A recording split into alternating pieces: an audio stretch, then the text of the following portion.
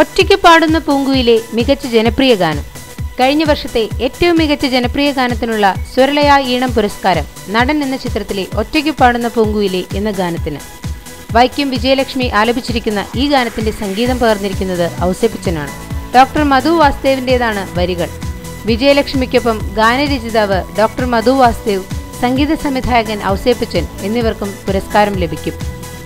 സംഗീത നിരൂപകർ ഉൾപ്പെടെ പാനൽ തയ്യാറാക്കിയ 10 ജനപ്രിയ ഗാനങ്ങളിൽ നിന്ന് ഓൺലൈൻ വോട്ടിംഗിലൂടെയായിരുന്നു മികച്ച ഗാനം തിരഞ്ഞെടുത്തത്. സ്വരലയ ഈണം സുവർണ പ്രതിഭാ പുരസ്കാരം പഴയകാല ഗായിക തങ്കം റേച്ചലിന് ലഭിച്ചു.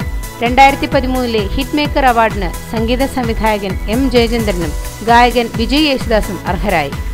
കഴിഞ്ഞ 5 വർഷങ്ങളായി തുടർച്ചയായി ജനപ്രിയ ഗാനങ്ങൾ സൃഷ്ടിക്കുന്ന മികവിനെ അടിസ്ഥാനമാക്കിയാണ് ഇരുവർക്കും പുരസ്കാരം. 50,000 രൂപയും ശില്പവും പ്രശസ്തി പത്രവും അടങ്ങുന്നതാണ് സ്വരലയ ഈണം പുരസ്കാരം.